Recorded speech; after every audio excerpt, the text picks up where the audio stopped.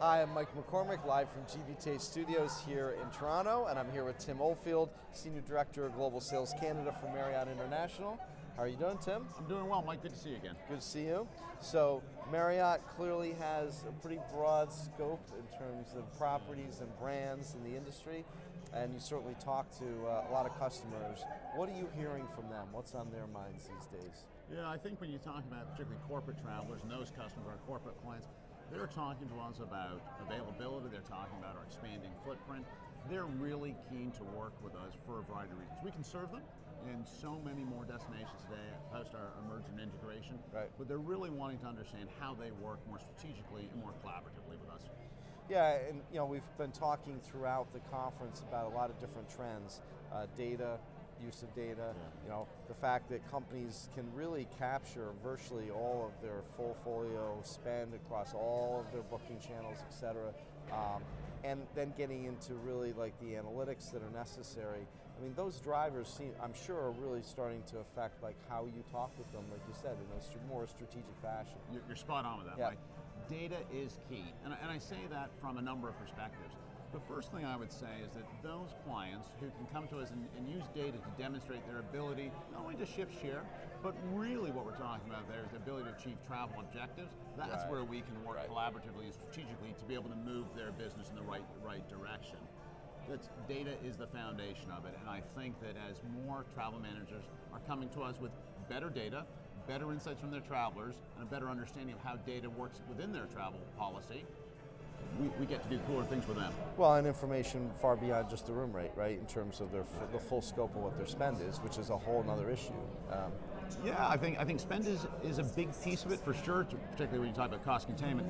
But I'll tell you, Mike, one of the things that we really see is the layering of data that goes beyond that, and it's traveler sentiment, how they're using the rooms, how they're traveling, what they're trying to accomplish.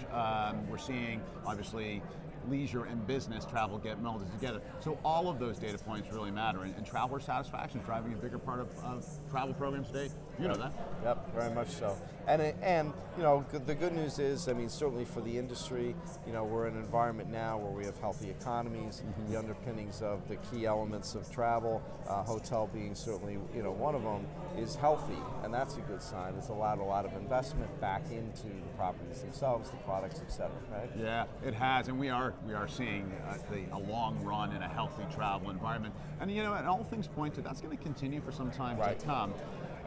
But we do know also the pressure that puts on our corporate clients, not only as rates appreciate, but also simply availability. You look into major markets, compressed markets, availability of rooms on peak nights, we're talking about Tuesday, Wednesday, Thursday nights, become really challenging in those markets. So the healthy economy is good for everybody, but I also respect the challenges that it makes for travel managers.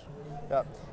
Early reaction or response to the Bonvoy relaunch from your corporate customers? Yeah, it's been good. I mean, this is a big change, which is unified benefits, a single currency.